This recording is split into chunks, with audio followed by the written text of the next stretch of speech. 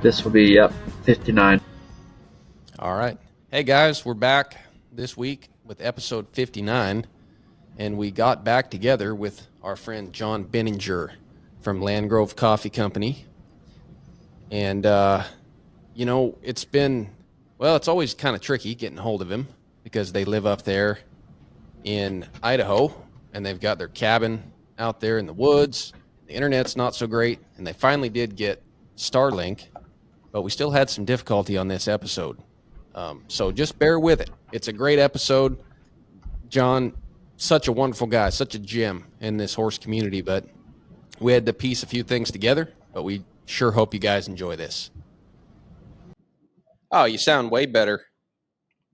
Way better. I hope it doesn't cut out. Okay, that's the best internet we can do there. So. No, that's great. Hey, while you were gone, I started Googling why Starlink is so bad. And there's actually a lot of reviews about it. Yeah, it said there's too many people trying to use it. So you have a great connection, but you don't have enough service. And then also, it says here that SpaceX's Starlink satellites were forced to swerve more than 25,000 times this past year due to almost colliding with debris in space and other satellites. So it kind of messed up what they thought. I don't know. I think it's taken a little swerve from their projected terrific service. So you got a good connection. It's like having a firm grasp on an empty sack, you know? There you go. Well, it doesn't seem like it's better here than it was up there, but got what we got, I guess. Yeah. Well, as long as you don't cut out, you sound good. Okay. Yeah, I can hear you just fine. Hopefully you can hear us okay. Yeah, I can hear you good. It's just sometimes you guys freeze up. Okay. Well, don't be looking at our faces anyway. Yeah, don't worry about it. Just pretend like we're sitting there with you outside of the shop. Well, anyway, we'll get right into it. Yeah. And we are already recording. Hey, it's super great to have you back on. You know, that last podcast we did with you, we cut out in that one too, didn't we? And we were deep in the heart of talking about coffee or something, and then our recording got all botched up, and it was sad because that was a really fun conversation. So glad you found some time to get back on here. Glad you got some better internet at least. Yeah, appreciate you reaching back out and doing it. So yeah, honored to be here. Yeah, you bet. Well, what have you guys been up to lately? What season are you in with, I guess I should ask you this. We know livestock has a season, and we're all kind of ranchers here. Yeah. But do you have different seasons that pertain to your coffee business where you kind of do different tasks depending on the time of the year? Yeah, as far as the coffee, it's just getting different coffee from different sources at different times of year. Some of the harvests are different, and each year you bring in a fresh crop of that source's coffee. So this is a little bit of the off time of year, really, except for some countries like Peru and some South American stuff. But so it's kind of a bit of an off time. Most of the purchasing and sampling and all that is like late winter, when most of the harvesting is going on in the winter. So that's the big time for that. So now it's just, a little more time to catch up on maintenance stuff and, come up with some marketing schemes for the coming year. And it's a little bit of the down time of year. Plus we're near a university town, so our local stuff is a little lighter in the summer and gives us a little chance to catch up on some stuff and brainstorm and come up with some new ideas. Got a couple really good employees right now, and so I've been not down there very much, which is kind of my goal, is to start thinning myself out down there, and Hannah and I both, so, and get to ride more. So that's been working well, and I'm going to get real busy here coming up, so it'll be nice to know that the coffee's in good hands. But yeah, I got a couple real good, talented younger people who are doing 95% of things right now. That's terrific. Yeah. Been working good. So, can you hear those cars going by? Barely. Yeah, just barely. Okay, that was probably the only two we'll get all night. I knew them both, so that's probably the end of it. Hopefully. One's our renter, one's our neighbor. Nice. So, with the coffee business, Jon, I know last time we talked kind of about the origin of it all. We didn't get to talk about how it grew as much, but that's something I'm kind of interested in as far as when you started out, if memory serves me correctly, seemed like kind of just like you and like the other guys you had involved with the outfit, but you didn't necessarily have employees to start. Is that correct? Oh yeah, no, employee was an absolute luxury after years and years. So yeah, it was just handed me. Yeah, for years. So, even after when Flora was born, we were still doing it all ourselves. Yeah. So can you talk about when you decided to make that step to having an employee? And then I imagine, because you're, like you said, now you got someone who's doing 95% of the work. How did you manage that transition, and was that an easy transition, or did you have to go through some cycles of finding the right people to do that for you? Yeah, I think you're always kind of, even when you get we've got some real good ones now, they'll go do something else probably, in 4 or 5 years, 10 years or something. So you're always there's always a little bit of turnover even when everything's real good, and sometimes people just don't work out real well, not a good fit, so they don't want to stay, or we don't want them to stay maybe for too long. So you have that kind of turnover too. Sure. Yeah, that makes sense. That's definitely like you said, it's kind of a leap of faith, or maybe even call it a labor of love, where you're kind of grinding and hoping that will pay off one day. And it sounds like it has for y'all, but I know a lot of people who they struggle with that transition at first. And the little I know from you, and I can tell you seem like a guy is pretty easy to get along with, but you do care, and you kind of have an eye for that quality. So I imagine you probably do find the right people and surround yourself with the right people. So I asked because eventually one day maybe I'd like to have some of the things I got going on be run by other people, and I can have a little more time to myself, but I'm definitely not there yet. Yeah. Hey, gentlemen, we're going to have to hold up for just a second. We've got something going on with our recording. It says Jon's recording stopped because his computer doesn't support this platform. And so I'm going to hit stop for a minute, and then we'll start up again in a minute. We got you back.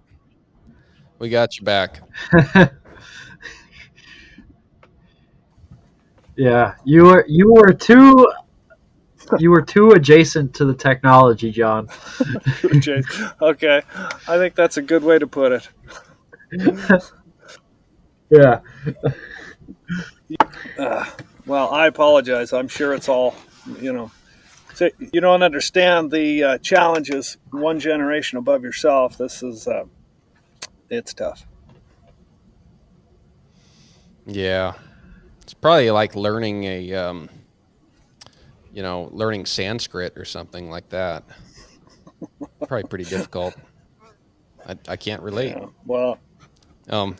Anyway, Jon, glad we got you back. But we were talking about your employees. That made me think about, there's that saying, pay your employees, teach your employees enough so that they could leave you, and then treat them good enough so they don't. There you go. And, that's a good one. Yeah. Yeah, because that's the thing, right? If you train up your employee to where he can do the job while you're gone, you basically just set him up with a business because he's running yours. So all he needs now, if he has the wherewithal and the know-how, he just needs the capital to go into business for himself. And he's doing the same thing. And then he's on track to be like you. And that's great, right? That's America. That's the goal for everybody, I guess. Um, anyhow, have you had anybody work for you that went off and started their own coffee company yet? Haven't. No, I haven't. But those are definitely the kind of people that you want working for you. When you're gone, they have the initiative to think about it from just a little bit else. Those are the folks you're looking for a lot of times too. Yes, for sure. No, haven't had anybody. And with coffee, it's kind of one of those businesses where that's a barrier. I mean, with got a little delay. I was just saying with the coffee roasting, that's a barrier to entry. It's just the knowledge of how do you start that. So having the experience of actually working a roastery, you gain all that, and then, like you say, need some money to buy some stuff. If you're in business, so it's definitely a good stepping stone for somebody who wanted to do that. Yeah. I've always wondered those big old canisters that you guys sell, I think you call it the detonator. Oh yeah. You all yeah. have a few cool products. So is the detonator, is that something you all kind of designed yourself in-house? And who builds that for you? Yeah, we did design that. Hannah and I both worked a lot of backcountry kind of settings, and making coffee is always a challenge in the backcountry for consistency and planning how much you're going to use for a 10-day trip for 15 people differently. So we came up with these. They're just a big, I'll go dosed in the right amount and ground to the right amount. So if you're going on a 10-day trip, you take the right size detonator and then just grab that many of the packs, and they work super well. People like them a lot, and I thought it might get us a little closer to retirement, but it hasn't done that. But it's been pretty well received, and we've sold quite a few of them. We used to make them right here. We'd unplug the espresso machine. I had a buddy who was a good. There's a lot of boat building around here, so there's lots of good aluminum welders. He was super good TIG welder, and I'd mess with him too, but I wasn't really good at it. So we just knock them out right here. I'd do all the grinding and prepping. They're zillions of hours of work. These things are terrible like that. But we used to do it here, and then we started selling a few more of them, and so now I have some friends who have a fab shop right here in town, and they build it for us. So, yeah, they've been cool. I was hoping it'd spawn off a little coffee business, a little more than it has, because we don't make anything on those things. We sell them for like $300, $350, but we don't make any money on them. Hopefully we get some coffee. Talk of detonators. Sometimes I'll be a little stingy on the sales out of the deal. I usually try telling people, they call it, yeah, I want to order one of these. Yeah, how about some coffee? Are you interested in the coffee? And then if I'm getting down in my stop, I sell them to just, it goes out to New Jersey, and somebody isn't going to buy the coffee. I'm more apt to try to sell it to somebody locally. But now we have pretty good inventory on them, so it doesn't really matter. Yeah, they're a neat product. They've worked super well. There's 3 sizes: one for like 7 people, one for 14 people, and one for about 21 people.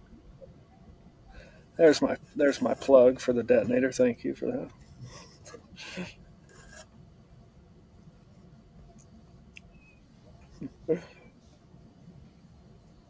They're cool. They work great, and they're consistent. And the cut and the your clients, on the rivers and whatnot, you're often on rickety little tables and whatnot, so you can set the thing down and people can get it themselves without taking a giant thing and trying to dump it. And so they work slick, and it makes good coffee. Yeah. We're pretty happy with them. I'll grab one maybe in a little bit and show you the guts of them.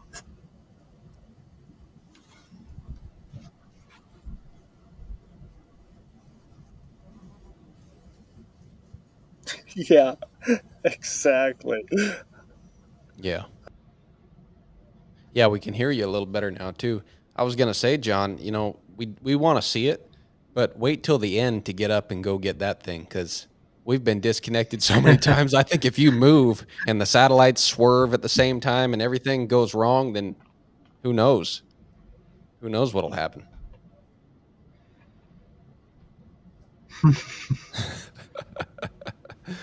Oh, So you were talking about the coffee allowing for other interests.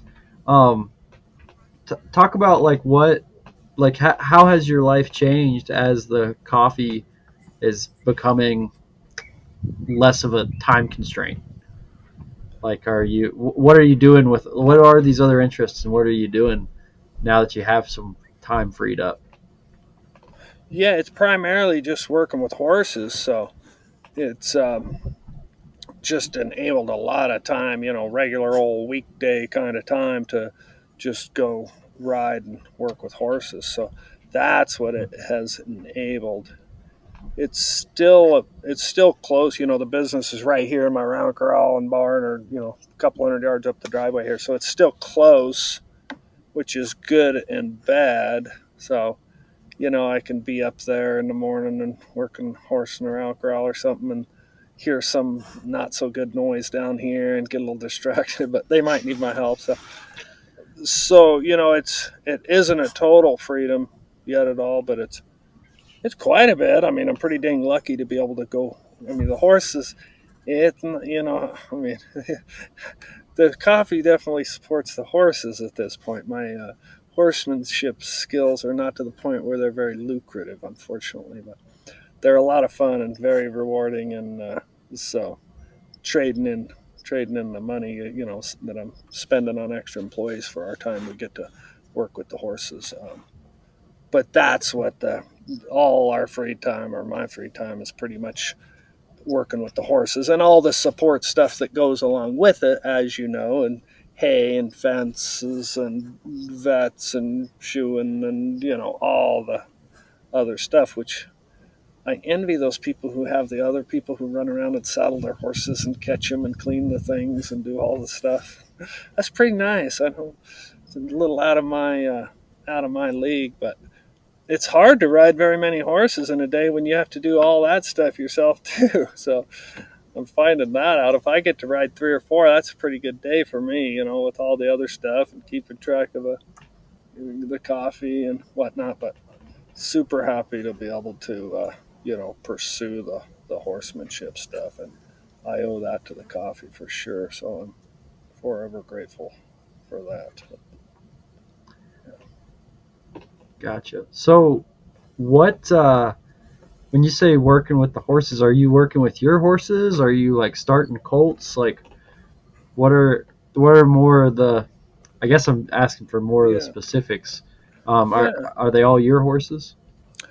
For the most part, Flora, she brought in quite a few this year, just outside horses, and I'd help her a little bit, like just fill in hours for her, not like helping her per se. But and Clem's now going to start bringing in some, but we always start a colt or two each year, so there's always green ones to ride, and I guess we'll sell a few, as we don't need that many.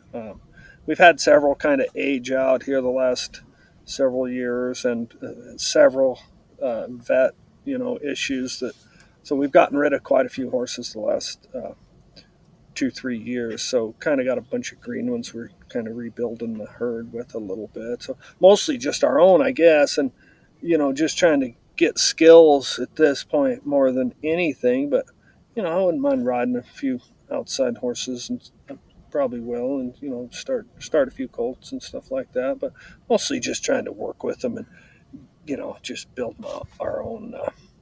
For the kids, it's more of a business, but for me, it's more just get as much time with I can with any old horse. I don't, Buck does these clinics in Dayton every year, so every year I try to get a horse, and every year I don't necessarily want to pay 5, 7, 8, 10,000 for a little colt, so I always buy little cheapies off Craigslist, and sometimes those are very good learning experiences. Some of those, so You know, I'll be I'll be still just trying to get one to do something real basic, you know, that I've had for 6, 8 months, and the kids are doing all sorts of cool stuff on their little fancier.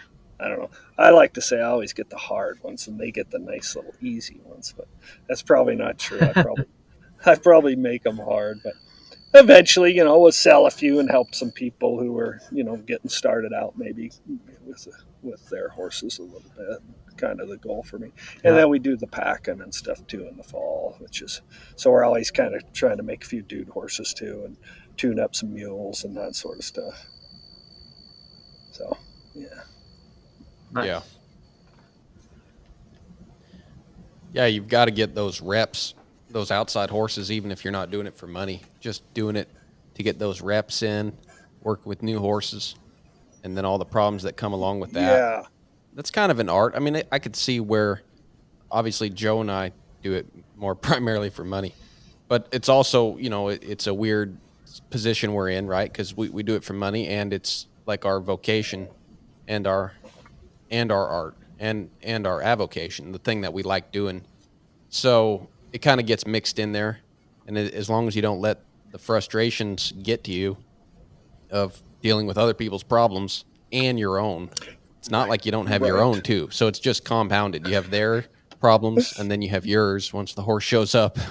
But if you can kind of mitigate that, it's money, but it's enjoyable, and it's just reps on more horses. So then I guess you could go the Craigslist cheapo route, but this way you don't even have to go to Craigslist. You're getting paid to do it, and advance your own education at the same time. So I think it's priceless, whether someone wants to be a horse professional or they're in your situation where you've got a lot going on. You've built a coffee business, but if you want to be a good horseman, right, there's a certain amount of reps you have to put in, and you got to figure out how you're going to keep doing that. John it, and it's half spoiled and all that. And, you know, when people bring you a horse, usually it's got a little age. It's good emotional exercise to learn to deal with those horses without just getting upset and, I mean, kind of getting mad at the horse, so to speak, you know. And that's because once you're pissed at the horse, it's like, what's the point? I mean, you got to be firm with them a little bit, some of those kind of horses, but you know, and sometimes I'll just kind of start getting pissed at this horse, and it's like that ain't helping him, and it's you know, it's not his fault at all, but it's a good challenge to work with those and keep a good attitude and just find ways to help that horse see what you're asking of it. And whereas you start these nice little horses and they just never really get like that, and you wouldn't get that experience necessarily, but that's been something that a good thing, you know, except for that, like the Craigslist special I was talking about, who I'm riding this one horse. He's just a challenging little guy, and man, he just he'll never trust you, you know, and just always thinks that there's going to be a fight. And you know, I've learned a lot from him. It's like, you want to get him used to the flag. Okay, I've started him a year ago, and I could still get him bothered by the flag.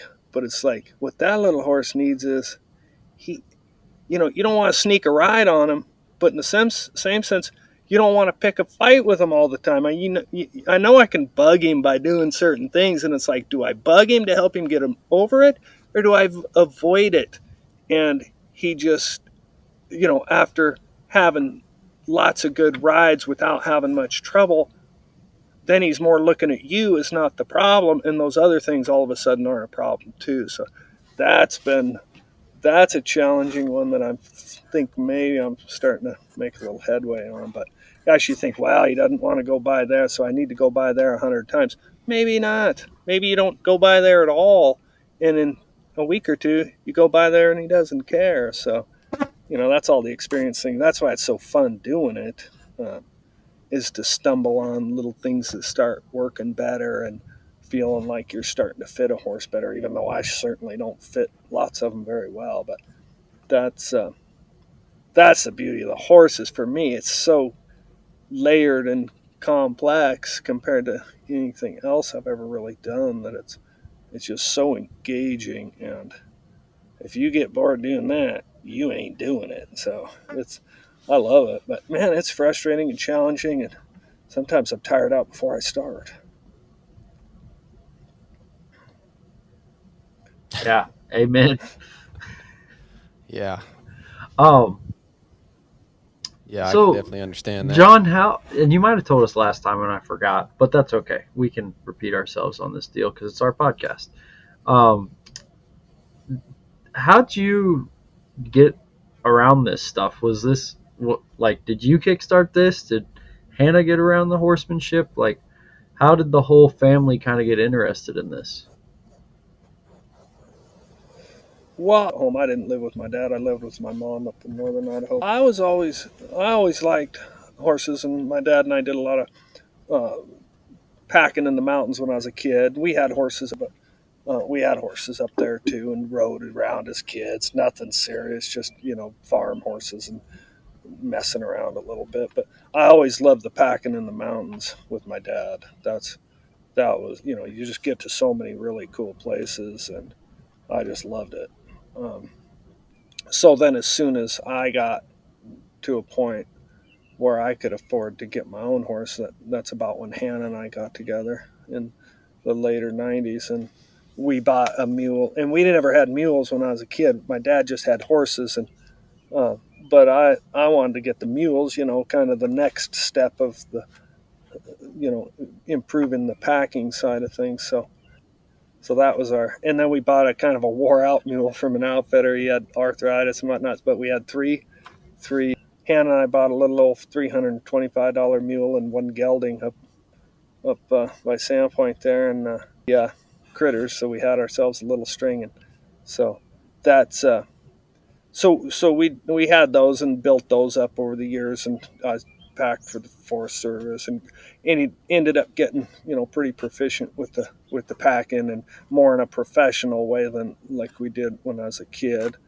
Um, and then and so about 10 years ago or so, we were trying to, the kids were getting, Flora was, starting to ride and get interested in it. Clem was still pretty little, but I wanted to start understanding horses more and try to make like some kind of handy, fun to ride horses. I mean, we had nice, gentle mountain horses, and I got a lot of respect for a horse that'll go do all that stuff in the mountains. But that's pretty natural for them, and really it's more about just exposing them to it, getting one with a decent disposition, and they pick that up, in a season or two. If they got a good disposition and you get them in the right places in the mountains and handle them well, they'll be good mountain horses. So it's not really a skilled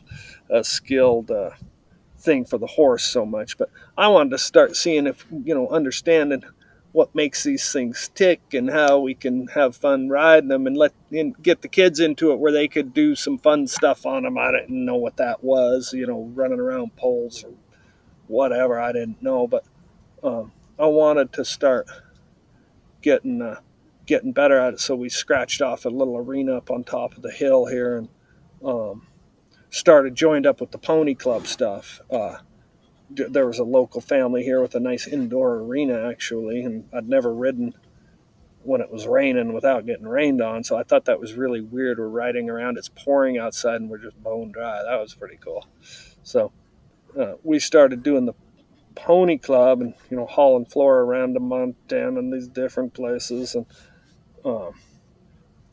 but I didn't know that much, but I knew that this wasn't 100% either, because they just it's just like there was no central knowledge base, and it was everybody saying something different, and it was not what I was looking for at all. So I mean, we learned how to clean stalls, we learned how to write stuff on buckets, and we learned some good stuff. We learned how to groom horses and things. We learned how to travel with horses. We didn't know anything, out here in the sticks. So we learned some of that. Some of it was good, some of it wasn't. And the people were all super, for the most part, super outgoing, generous, nice. There just wasn't a horsemanship knowledge. I mean, they were gosh, I can't say anything. They were the nicest people, some of them, and very generous, but there wasn't any horsemanship there. And I didn't know what horsemanship was either, but I knew I wasn't looking at it. And, um, and at least I was that curious enough to question. And some of them, they went to the fancy colleges back east and did horsemanship, but there's no curiosity. It's just like, this is the way it is. We don't really know why. We say this to this question, and then we just hope for the best. And it wasn't fulfilling uh, what I was looking for, and there was a lot of people not getting along well with horses, and in that world, there's a lot of thoroughbreds and stuff, and gosh, it just wasn't a good fit for a lot of them. Some real ignorant type horses too, that were the kids didn't have much luck handling, and so I was stumbling around renting videos and trying to find something that made sense. And I had one video deal, and I think it was like 100 days to break your horse, and it was about round corral stuff. And it was, I look back at it now, and it's pretty decent stuff. And I was stumbling around the edges a little bit, and then like somehow I think maybe it was the Buck movie or something. Hannah had watched it or something. Anyway, I found out that Buck Brannaman did a clinic in Dayton, which is just a couple hours away, and so I called the sponsors, and they said it was full, and I wasn't really wanting to ride, I don't think, anyway. But they said come watch it, and I think that was the one year. Then the next year, I didn't go. Then the next year we went, and Flora had an accident the year before too. But I don't know if that really relates. But Clem threw a snowball at her. It was kind of up in the arena before I had it fenced around, and he threw a snowball at the horse she was riding, and she was a little girl on this pretty big gelding, and he kind of went sideways a little bit and kind of got startled from the snowball, and she flipped over, came off him, and then her foot hung up in the dang stirrup, little English stirrups with the rubber pads in it, and there's a little seam across those boots on the English boot that kind of bound, I guess, just because, she's still hanging and got a lot of weight on that stirrup. So it's just the wrong physics that grabbed her foot, and that gelding took off. He moved sideways, and then she's kind of dragging and doing this back by his flank, and I'd never worked a flag on him or worked any spots like that. He was just kind of a gentle horse. You think they are doing what they do, but nowadays maybe my horses would be a little more prepared to handle that. But so he kind of saw her wiggling there, and then he kind of started looking at her, giving it that look back, and then he started trotting away, and then that thing kept coming, and then he just lit out, and it was cold, and he took off out of that arena. It wasn't fenced, and she's just skipping face first on the ground, and he's heading out to the county road. Oh, and man. Which is gravel and frozen gravel, and he's doing full speed, and yeah, it was not good. So anyway, he ended up going through this orchard up there. She hit into this tree and somehow rolled her and flipped that foot over, and by God, she came out of there, and he took off, and I got up to her, and she was laying there and bleeding in the snow, and she was just out cold, and I was like, oh my God. But I knew if he got to that county road, that was the end of it, but I could not do a damn thing. But anyway, she come off by that apple tree, and she's out cold, and I'm just sitting there, and then she kind of started coming to, and she was all right, broke her nose is all she broke, beat her face up and stuff, but I think she had a helmet on too, but it didn't protect her face. Anyway, so we took her to the hospital. I don't know how I got kind of on that story, but that was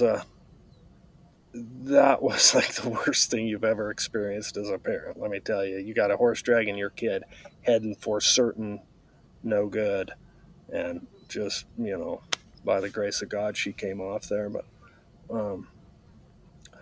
and I'll be damned, the little kid, she, you know, uh, I didn't know how she'd feel about it. She was probably 8.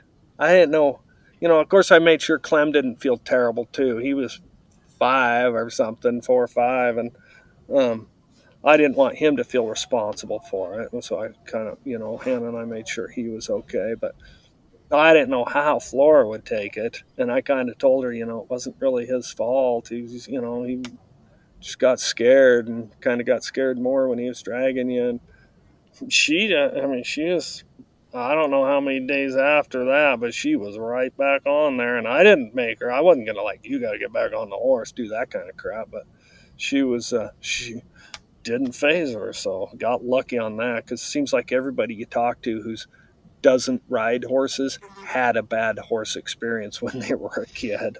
I mean, everybody's heard that story. Oh yeah, we had ponies when I was a kid. I hated them. They bucked me off and bit me and all that. But so I don't know why, but she didn't. We didn't push her at all. But that didn't phase her a bit. No, she was a little apprehensive. And she was apprehensive, but not about riding again, just about moving out and loping and stuff. She was pretty scared there for a little bit, but she got right back on, and so that was cool. And but man, we had PTSD after that. Hannah and I did. So it's like when people yell, we can see and hear the barn from the house, and I don't allow any yelling down there, like kids, or they got friends over or something. Man, they yell and just be shrieking around when they're messing with horses or something. We put an end to that in a hurry, because we were pretty traumatized there for a while as far as letting them ride out and stuff. I was like, oh my God. And Hannah in particular, because I don't blame her. But, so that happened, and then I'm sorry, wow. I'm babbling here, but we were talking about how we kind of progressed with the horsemanship. But so then we went to that. Flora and I drove over to that Dayton clinic there. I think it was 9 years ago this year, in 2014. This was our 10th one we went to this summer. So we went to that one, and we're sitting in there, and it was pretty cool.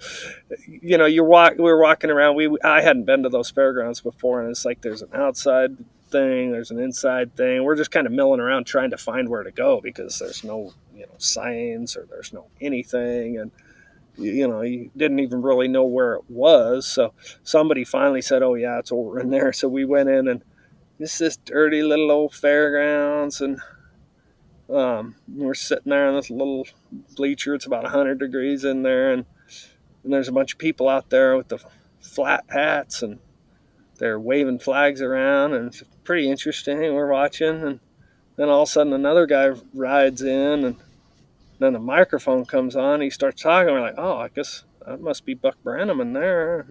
Nobody said welcome to the Buck Brannaman Clinic or any of that. So I was kind of impressed by the low keyness. At that point, not impressed one way or the other, but I was, it was noticeable how nobody said anything. And that always struck me as being interesting. But then, and then he started talking about horses. And, man, it was just like, wow. Finally, somebody can speak intelligently and with experience and with such confidence that it was just like, Flora was little, but she was with me too. I was just immediately just like, holy crap. All right. I have found what I am looking for. It was so cool.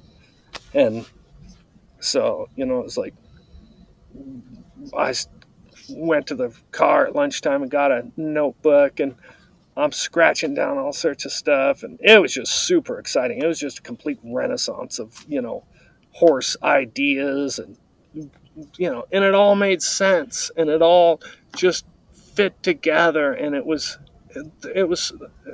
you guys know how it is, but that just hit me so hard. And So then we just like after that, it was like, boom, we are on this. So we went to every clinic we could after that and got to ride in Spanaway later that fall. And that was so cool. And I just can't thank Buck. And, you know, I can't thank Buck enough ever in my life for, you know, what he's done and how he's helped us. It's just, you know, it's so cool. So that's where we went, and that's, you know, where we've been ever since with horsemanship, just trying to chip off a tiny bit of, you know, what he teaches. And you know what, I ain't there, but I'm here, and I ain't down there, and I'm just, and it's not about climbing that, but it's just so good to have some skill to fit a horse a little bit. And I'm realistic about where I'll get with horses, but it's a great journey, and I am so glad that I was able to chip into a little bit of what he does, just a tiny bit of it. I'm so fortunate. It's completely changed my life with horses and my life in general, and I'm super happy about it. So, and the kids too, and Hannah, and you know, we're all kind of in that boat too. And so that was our horsemanship journey, and that's why I'm trying to get the coffee to kind of run by itself so I can go mess around with the horses. There you go. All comes full circle. Yeah. Sorry. No. That was a long answer to that question. It was a great answer. It was a great answer. I appreciate that. Yeah, that's touching. Wow. Joe, that's remarkable, isn't it? Hearing what happened to his daughter. There's a lot of parents that would have taken horses right out of the family and just been done. Because I can't imagine. You were telling that story, and I was getting goosebumps. I was, but no. I don't know. Like, what were you thinking during all that? Did you have the wherewithal to realize that it was just the horse was just scared, and it's like, well, it's a bad situation, but we'll get through it? And like, were you angry at all at that horse, or what did you do right after that? No, I wasn't. Over time, I learned that I probably could have helped prevent it with some stuff, you know, dragging logs and working, you know, flags and things, you know, likely would have made the difference for the horse. But, you know, at that time, I mean, while he was dragging her, you know, I was clear enough to know that if he gets that county road, that's it. And that's all that was going through my mind at that time. That's it. That's gone, because he's going to go a half a mile down that county road back to the barn at full speed with her face on them. So that's what was going through my mind there. But yeah, no, I didn't hold it against that horse, and you know, I guess I had the sense, at least in those days, not to do that. But I was just glad she wanted to get back on it, you know, and glad that Hannah didn't say, not only are the horses gone, you're gone. Yeah. She she had a leap of faith there. She was right there too. It was, I mean, we were all there. It was the day after Christmas or something. Oh gosh.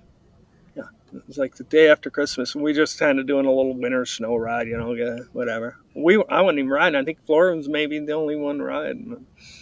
Oh jeez. No, that's not it sounds awful.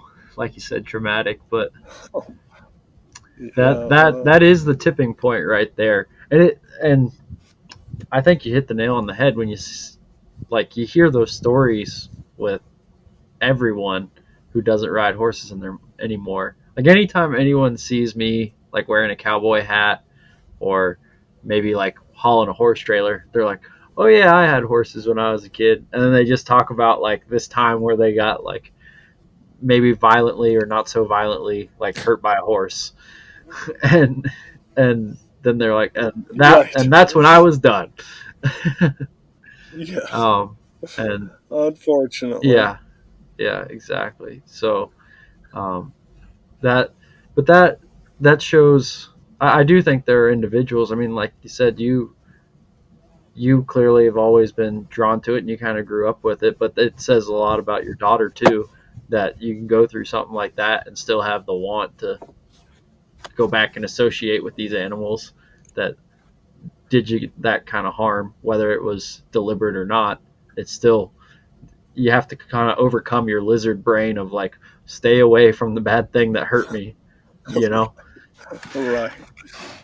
But and who knows why that was, you know. I mean, I don't, you know, just, I mean, now you could say, well, she's been into horses so much that she loved horses so much, but who knows? She's just an 8-year-old kid who got hurt on a horse. I think it might have been for her even that she doesn't even remember it. Once he took off, she was out. She didn't, or, you know, her brain made her forget it. I don't know what, but she doesn't remember it. So maybe it was just kind of luck that she got back on. You know, it might not have been just because she was so dedicated to horses or something, which she is now. If she got hurt, she'd probably get back on. But then, you know, she was just a kid, so she could have easily gotten scared. Maybe she got knocked out real quick, and that's what saved her horse career. Yeah, could be. Yeah, maybe. All right, so that first clinic you went to, you said that was in Dayton. So was he doing the clinic is it in that barn? Kind of the barn there on the left, I guess, if you were like facing the whole fairgrounds? Yeah, kind of on the road there. The colts were in the morning in the indoor arena. Yeah. And then in the afternoon they'd go out to ride on the racetrack, the big arena out there. Yeah. That's a funny story because that reminds me the first clinic I went to in person, kind of the same thing. You couldn't tell who Buck was at first because everybody had a flat hat. Yeah. And they all had, you know, everyone had their Wade saddle and had everyone had their outfit together and they were out there like riding. And I was there with a buddy and we had both seen the Buck documentary. So we're like, oh, maybe that guy's Buck. Maybe that guy's Buck. And then Buck came in and we're like, well, maybe that guy's Buck. And then when there was a guy in the middle talking with confidence, it was pretty clear who Buck was. But it was like that. It was so cool because, you know, the music was playing. I don't know if you had music when you guys went for the first time, but, you know, the music and people hanging out and messing with their horses. And you felt like you were at some kind of a just like a gathering or something. You know, it wasn't like being at you weren't at like a, I don't know. You weren't at like a mega church or something. You were at like just a good, you know, just a good wholesome environment. And then Buck kind of takes over and starts teaching without much, just it happens. He just kind of starts up and everything feels good. You just settle in. Yeah. Yeah. Nobody trying to sell you a bunch of stuff. And yeah, I was really impressed by that. And, okay. Now I feel like I got to tell my, like when I saw Buck for the first time story. Cause it still makes me giggle. So it was a clinic in North Carolina, and it was in this like dressage. It was like a covered dressage arena, and it was actually a really cool place to have a clinic. Because the way the seating was, it was kind of wild. Like the seating was like right on the rail, and it was kind of elevated, so it was almost like you were like looking down at the clinic a little bit, but you were like right there. Like if someone rode past on the rail, if you were a taller guy, you could have like reached out and grabbed their shoulder or something. Like it was pretty close, and which means it was kind of almost had this like gladiatorial arena type feel to it. But anyway, I had like borrowed a friend's horse because I was right out of college, and I didn't own any horses at the time. So I borrowed a friend's horse, and that was going to let me go and do the like groundwork class. And I was just looking around, and I saw people doing stuff, and I didn't know what to do. So I was just standing there with the horse, like, okay, I guess we'll get started. Like, because I was like, it's foundation. Like, my understanding was, well, we'll do groundwork. So like, why are all these people doing groundwork to get their horse ready to do more groundwork? Like, that's what we're supposed to be doing all morning. And, you know, they have like all the music playing and stuff. And for whatever reason that day, like a lot of times Buck comes in and he'll like ride and do a ride and everyone will watch him. But for whatever reason that day, he just like started on the ground, and he didn't do a ride or anything. Like he didn't do anything like while the music was still playing. He literally, like, they opened the double gates, and when you were in there, like all you could see was like his silhouette, And so like you open the double gates, and I saw this like silhouette and like this like cowboy kind of, and he walks with the little limp. I'd see him kind of limp into the arena, and I like it comes to the light, and I see him, and he's got this horse with him, and and the like music just goes quiet, and no one says anything, and it's just like dead quiet in the whole arena. And before he starts talking, he reaches into his shirt pocket, takes out a can of dip, packs like the fattest lip I've ever seen anyone pack. Puts his can in, snaps his shirt, and goes, "All right, let's get started." And that's like the first time I ever saw Buck in person. Like this person that I was like anticipating, and obviously I was still blown away from the whole weekend, and it had a huge impact on me. But it was just so funny to me, because the first thing I ever saw Buck do wasn't like some amazing display of horsemanship. He just hobbled into the middle of the arena. Everyone got quiet, and this man packed the fattest lip I have ever seen in my life. Yeah, that's good. And then that'll take the end. Exactly. But it is funny how everyone has those stories, and it is a very different setting from a lot of clinics, that's for sure. There's there's structure, but if you've like never been there for like at all before, it might not be apparent at the beginning. Yeah. Well, so I'm gonna keep going to as many as I can. Yeah, you bet, Joe. That's hilarious. That's like the opening scene from a movie. Oh, it really was, man. That's so funny. But every clinic's different. Like his clinics have sort of a life to them. And then I've been only like a couple, but a couple where I guess people hadn't seen the documentary, or they didn't know they were riding with greatness. And so they're just out there like waller dillying around, and Buck comes in and he's going to do his ride, and they're just a bunch of disrespectful people. And he'll just like, he'll just kind of, it's sad because I love watching him ride before the clinic, And when people do that, and you go sit on the edge, and then they just stay in his way, and you see him kind of go, well, I guess you guys just missed out on me packing a lip or riding my horse, and then he just starts the clinic. Right. Yeah. I know. And, it's like, it ain't really my clinic to tell somebody what to do necessarily, but sometimes you're just like, hey, dude, give him a little space. Yeah. I've been guilty of trying to help herd people. Yeah, like that, where you're like, hey, hey, you want to go sit over on the rail with me? Let's head over there. Yeah. Right. That's how you have to frame it. Well, and some you got to be like, hey, let's both of us go do this or whatever. Yeah. Right. And some of them just, they just don't quite get it. They're not trying to do anything. They haven't been culturized on it quite yet. That's all. It's like you're only going to get to see him ride a certain number of times, and if you're new to it and you don't necessarily appreciate that, you don't necessarily value it like a lot of us would. Yeah. So. This conversation with you, John, it's making me think about like how some people probably get purpose in their life, because it's easy to think that some people are into horsemanship and some people aren't, and that's just kind of how it is. But even your story about Flora, and like, just not only did you want some direction before then, but now you've got this dilemma and something's happened, and I'm sure you're thinking, man, we can't have that happen again. And so you meet a guy like Buck, and he's explaining all these things, and you know how Buck is. Everything he works on, he says, yeah, and that'll take care of 95% of the buck officer. He'll make these remarks, and you go, oh, wow, that's going to save me in the future. It's like building up your storehouse of credit for the future, just hearing him talk about these things. And I know for me, so you had this reason, you had like a longing to learn this stuff, whereas I think some people, they've never even had a bad experience yet, and they're just kind of casually into horses. So they're the guy that's like, oh, I'll try the Buck Brannaman clinic, and it's not a big deal to them.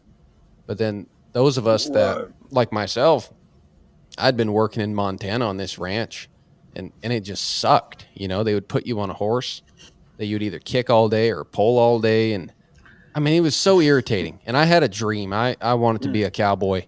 And then now I'm like in this dilemma. Like, how do I be a legit cowboy and not ride a horse? Because these things suck. That was my attitude. And then watching the Buck Right. documentary, it was like, oh, there you go. You can have your cake and eat it too. And but before being exposed to like using a horse for a job, I was kind of content to get on and go ride around and go on. It didn't seem like a big deal. Gallop across some pastures, and then getting put in a situation where I had to do a job, and then all of a sudden the frustration just hit me, and it was so overwhelming. And like I said, I was seriously trying to figure out what you could do for a living and still wear a hat and look like a cowboy, but not have to ride a horse, because it was too much trouble, just damned irritating.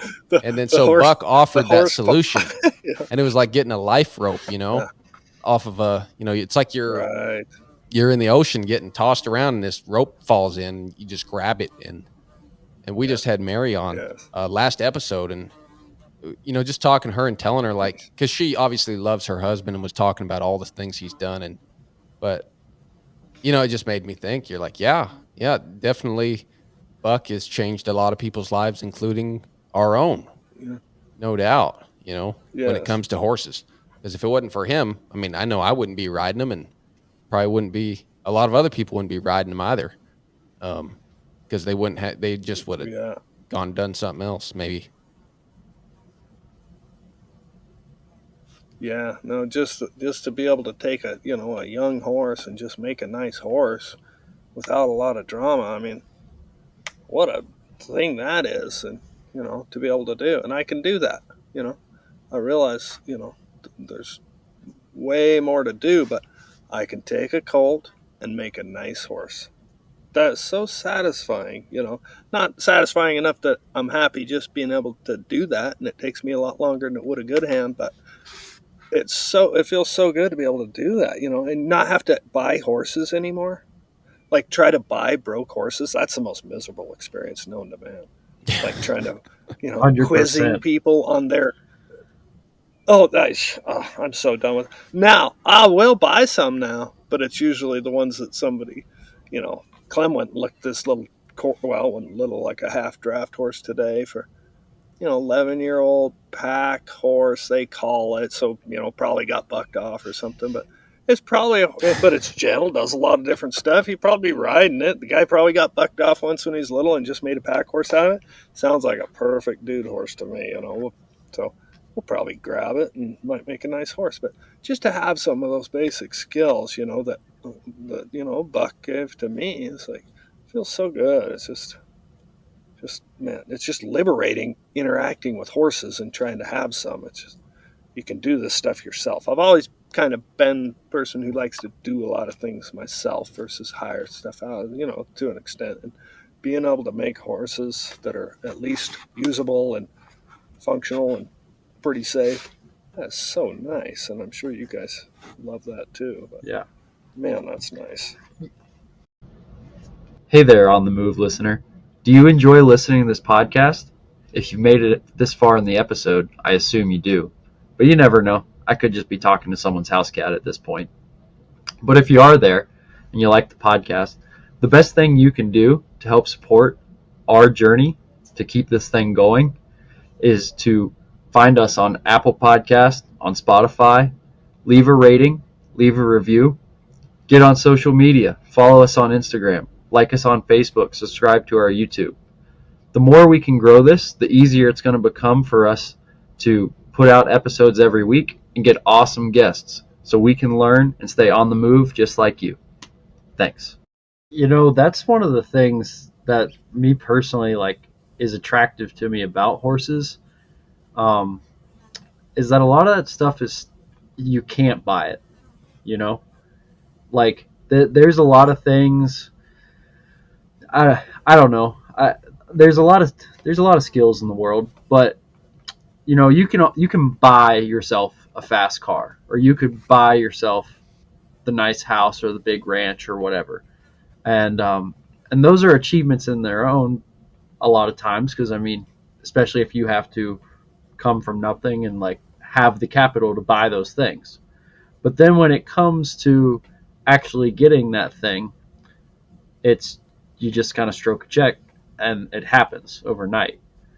Um, but with horses, there are examples of people who maybe they have some other professional like ride their horse for them, and then they hop on the horse once a week and they're like, look, I have a nice horse and I can ride it. But it's kind of artificial to like truly have a nice horse. You don't necessarily have to make that specific horse, but you have to have the ability to really feel back to it, and you have to know what you're doing. And then, in my opinion, making a nice horse is even more of an achievement than being able to just not screw up an already nice horse. And that puts a lot of value to me because and Buck says it too. Like horses don't care about race, color, creed, anything like that.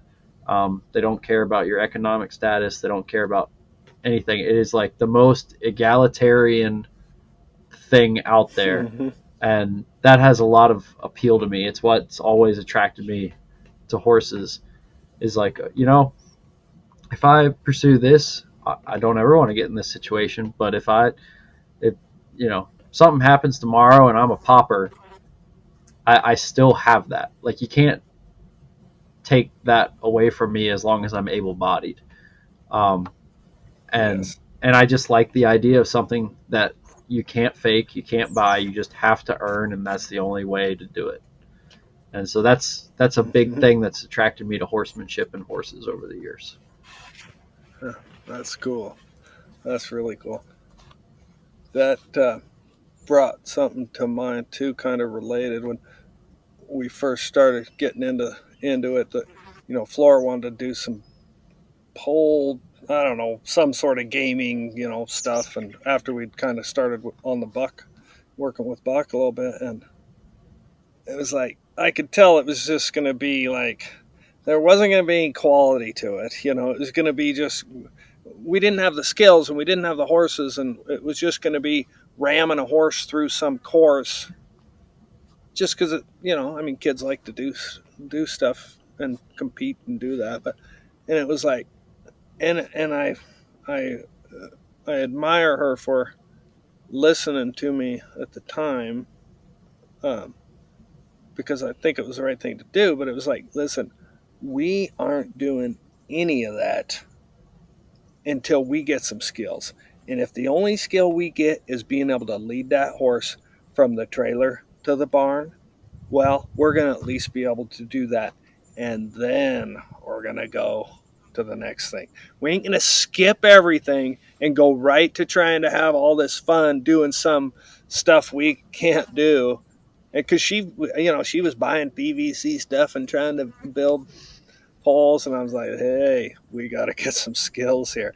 And then when she was with me, and she was a little kid, and she was still, she said, okay, and so we started working on all this other stuff, and then, I don't know, those poles never came back out. Now they could, she's got some skills. She could mess around with that stuff. But I was impressed that she was able to, stick with and it's not easy. You guys know how it is doing that. All groundwork and stuff, that'll drive you crazy when you're first starting out and be pretty frustrating. Your dang horse won't move, and pretty soon he's right there and you're going like this, and what the heck's going on? Especially for a kid, So, but that kind of ties into what you're saying, get something, get those basics going, get something real going, and then, go progress with the complexity as your skills and your horse's skills, where it makes sense, for people. Otherwise, it's just going to not be fun to watch or fun to do for your horse or you, probably. So, yeah, kind of what you were talking about. Yeah, there. Yeah, because once you get to a level where you can apply those skills and you have some quality to them, and I'm trying to get better all the time because I would like to get to where I could apply a lot of those skills. But like then the applications are endless in terms of what you can do with your horse. But it's just what you said. Right. As soon as you're trying to do something and all the quality goes out the window, you need to just back up and kind of reevaluate, like, is this what I need to be pursuing right now? yeah, not much fun than if you're just kind of faking it to get some sequence of events completed when you're really there's no quality in it to it. There's no craft in it at all. It's just kind of cramming something through. Yeah. So Yeah. might be kind of fun, Yeah, but it's but you also have to go have fun too, and go to if you want to show your horse and be able to do that, go do that stuff. Make it fun. It doesn't have to be all just all all work. yeah. You want to go test those skills and do that Yeah, stuff. But just it doesn't take too much working cows to test those skills. So exactly. Yeah, you can't just diligently bend your horse forever and ever and like make it the driest thing no, you've ever done. Which there right. definitely was like a phase when I started where I was like militant about that, and I was I I kind of like I have a strong capacity. I have the ability to just kind of ram my head against the wall for a long time before I feel the need to make a change. But so I got through it, but I definitely took all the fun out of it for myself and my horse for a while. Yeah, yeah. But that proved you had some grit, Yeah, So, and you had some stick with itness, which is you better have a bunch of that, or you ain't gonna. yeah, You start thinking getting like I record some of these clinics, and just the audio of it, maybe I'm not supposed to say that. I don't know. They've been really. It's been real. I never get yelled at, but they've been really helpful to listen to. I was just driving back across Montana the other day and listening to one where um, Buck was saying something. I lost my train of thought there, but it was right along the lines of what you were talking about. What were you just saying, Joe? Oh, you gotta have fun, but you also have to be able to stick with it, have some grit. Oh yeah. He was telling this. That's right. Thank you. He was telling a story about, some pretty girl who come up to him, first 10 minutes of the clinic and said, "I am frustrated." And you know how he tells stories, and he says, "You haven't been working at this nearly long enough. You don't have the right to be frustrated." Kind of like that's the same thing. People throw up their hands in 10 minutes because it doesn't look like Buck. Well, you Yeah, might do that for a little while, but pretty soon, 10 years later, you know, you got a right to maybe be frustrated at something small, but that's about it. yeah, yeah. No, if you can't hang with it in the beginning and take that level of frustration, like just sell your saddle and go buy an Xbox or something that'll give you a little quicker gratification.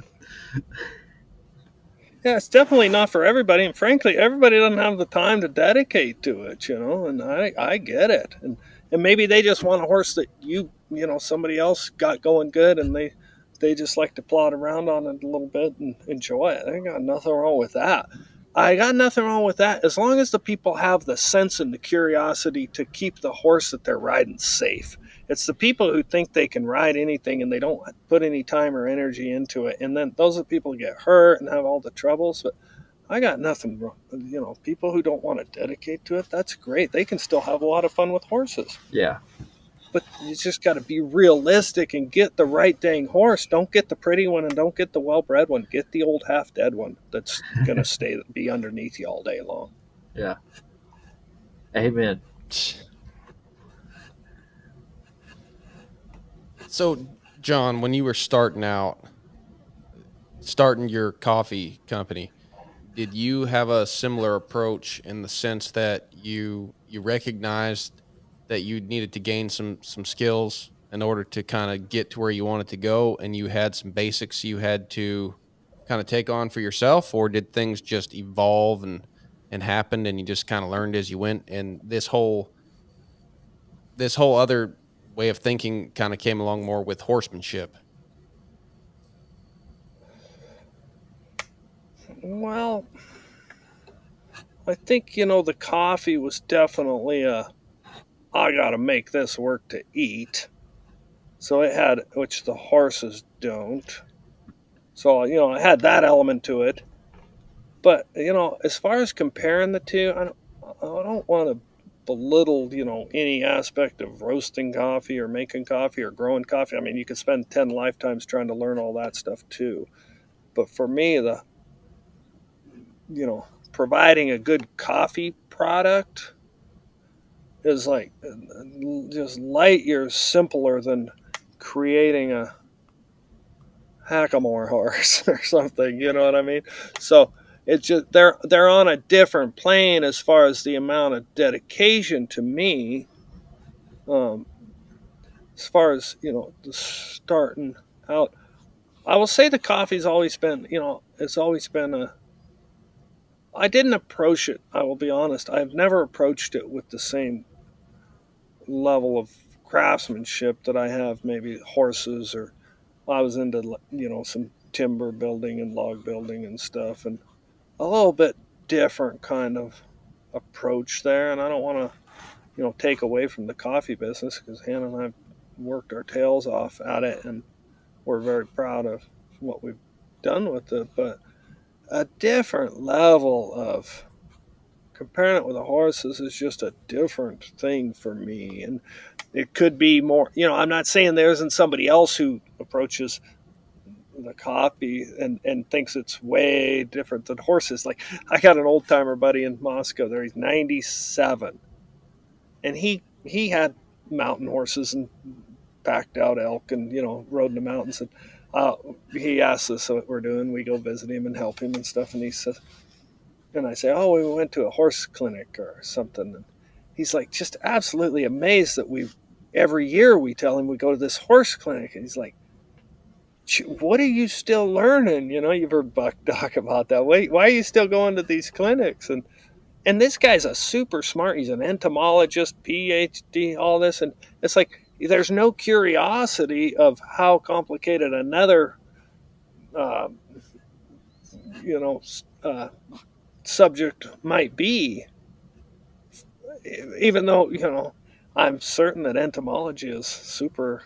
I mean, like, how many zillions of bugs are there? So, but it's like, it's just a curiosity thing. And I guess when you have the curiosity, maybe that's what opens up the how much of how big that world is for you. I don't know, but I'll say I have it a lot more for horses than I ever have for anything.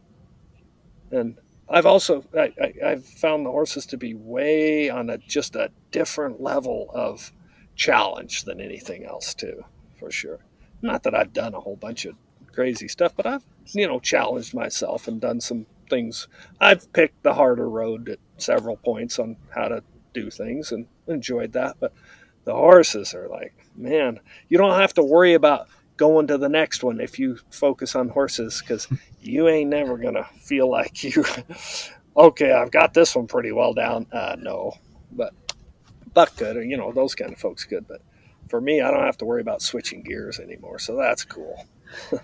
Yeah, I bet. And you were saying you've been getting more help lately, but I imagine over the last decade, with everything you have going on between your business and your interests that you're pursuing with all this passion, you must be a pretty organized kind of guy. Have you how much has that been a factor in your life over the past, I don't know, decade or so, where you have all these things going on, work that's got to get done, and your interests that, like, you love it, you're not leaving that behind? Have you struggled with prioritizing all those things in your schedule and making sure nothing falls behind? Oh yeah, for sure. And it's like every day I wake up, I have no idea what I'm going to do that day, to be honest with you, other than the default is going to be horses. So if something else comes up, but yeah, I would not say I'm totally organized, but I guess I'm able to, not get overwhelmed by having lots of irons in the fire. Maybe, you kind of,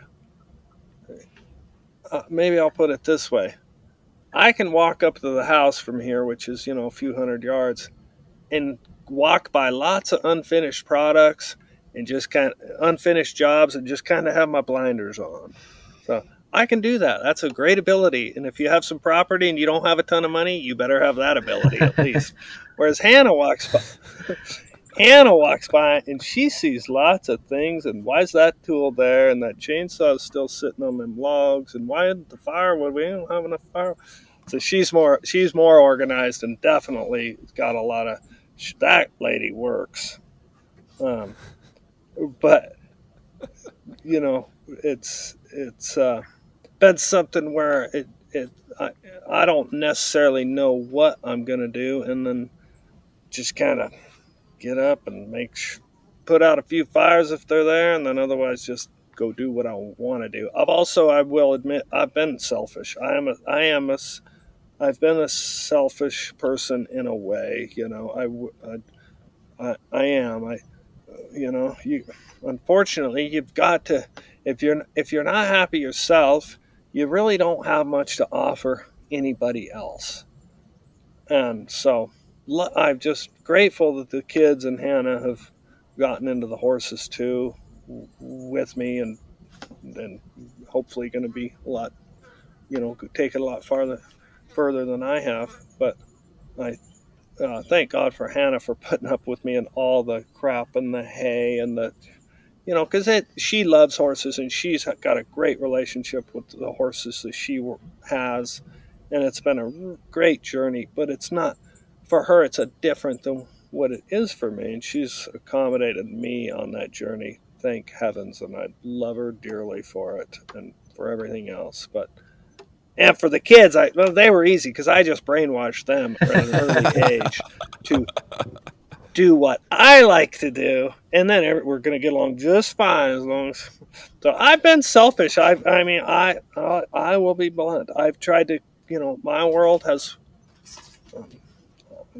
I've tried to make my world work for me too, and I don't know.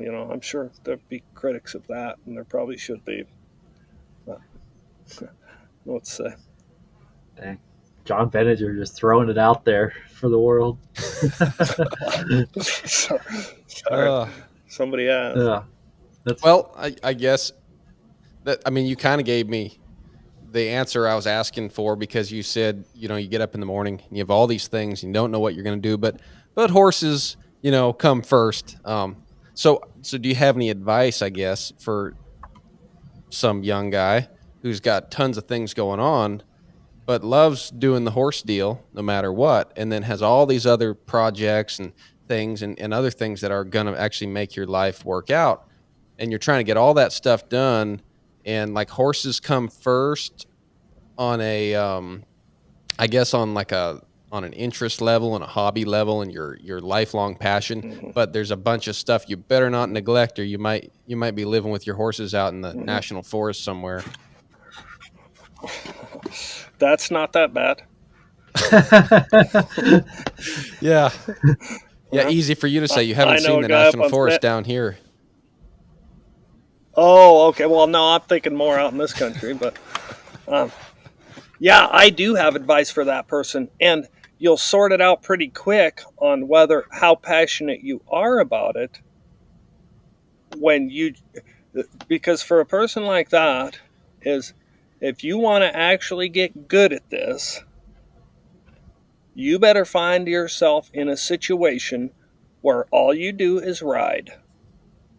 You better just do it. Whether it's cowboying somewhere, whether it's some ranch where you're helping, your primary job all week long is riding horses. Because there's all sorts of zillions of things related to horses that are a lot easier to do than ride a horse, that everybody gets distracted in. And thank God, or we wouldn't have shops and saddles and cool podcasts and coffee and all the things we do. But if you want to get good at it, you better find a place where that's all you're doing for a long time. That's my advice. It's either go sequester yourself, go buy 10 acres for about $5,000 in the middle of Nevada, get yourself a round corral and a horse trailer to live in, and start taking in horses and ride them. Go work on a ranch. Go work with some arena somewhere where all you do is ride. But you just got to find a way to be on the things, because there's so many jobs and so many different things that are close, and you get to ride a little, but you ain't riding enough. And if you're not riding a lot, it doesn't matter how much, how many cool hats you got. It just doesn't matter. You got to be sitting on a horse a ton to get good at it. I started too old to get good. You guys are young enough to get good. Don't squander it, and I don't think you are, but ride as many and as much as you can, and put yourself in a position where you have to. No, I'm sorry, I can't. I would love to go do that, and that sounds great, but I can't. Alas, I have to go ride the 15 horses that I've taken in this month, or whatever it is. Find a way that gives you the ability to say no to all the other stuff. There's still going to be plenty of distractions. You still have to go to the grocery store and still have to do all the things and go to Christmas dinner and all that. Find something where you're riding all the time. That's what I would say to somebody like that. And don't mind being broke, and don't worry about money. If you're worried about your 401k and how you're going to retire, and you need $750,000 at this point, and then I need 1.5 million, and then I can if you're worried about all that crap, go do something else. Go be broke and ride as many horses then you're going to get the skills not to be broke, and you're going to get the skills to make a living, and opportunities going to open up. But find a way to be sitting on a horse for as many hours in a day as you can. That's what I would say. Might be hard decisions. Yeah. It's like a lot of things, right? It's simple, but that doesn't mean it's easy. No, and that's the hardest thing, is there's no super good model to do that for a young person. I mean, what do you go do? I mean, there's not too many places where you can just get to ride a ton. You can go clean stalls, and you can go help, and you can go, even ranch work. You're haying for all this, in the summer, and it's too cold in the winter and snowy, and maybe you get 4 or 5 months, and so it's not an easy path to get the hours and reps, like you say, to get really good at it. It's not easy, but you gotta force it. You gotta make that happen somehow, and then things will start opening up, and you'll start getting it. That's what I'd say to some young person just kind of getting started. Don't worry, man. If you start out trying to make money, or charging too much to ride horses, or whatever, don't do that. Just get your butt on as many horsebacks as you can, as much as you can. And go to a lot of buck clinics. Buck, that's for you. But it's not horse lessons. It's take on this knowledge that Buck provides, and then sit on a horse for hours and hours and hours and hours, so that those words that Buck says have some meaning. Otherwise, they're just words. But right. The more you ride, those words will have meaning, and every month they'll mean a little bit something different, and then they'll mean a little bit something different, and then a little bit something different. But just ride as much as you can. There you go. Well, yep. Jon, I think that might be a good way to wrap up the podcast. This has been a fun couple of hours after we got through the technical difficulties. Well, I sure appreciate you guys calling and doing it. It's been the next one we'll do in person with you, 100%. Okay, that sounds good. Yeah. That sounds good. I'd like that. Well, yeah, and thank you guys for doing this. This whole community is what makes I'm not super savvy on some of this, but I tune into Flora and Clem keep me up on it, and it's really cool. I love the community you guys are part of building, doing this, and that's awesome. So thank you for what you guys are doing here. Thank you. It's purely a vanity project, but thank you. Yeah. No, it really is, because Jon, I was going to tell you, like earlier when you were telling your story, oh gosh, I forget what part. You were talking about something, and you were talking about riding and something you learned, and you were putting in the time. And man, you made me want to go out and ride better than I've ever ridden tomorrow, And I didn't have that an hour ago before we started talking. And so it's kind of weird. We do these podcasts every week and we find our guests, and it's the discipline of putting it out every week. And then we knew we were talking to you, so that's fun. And but you still don't know what you're going to talk about. And then sure enough, it's like you were just talking about with riding horses. You got to get on there and ride them. And it's like this podcast, you just get on there, and then sure enough, you started talking about something and it hit just right.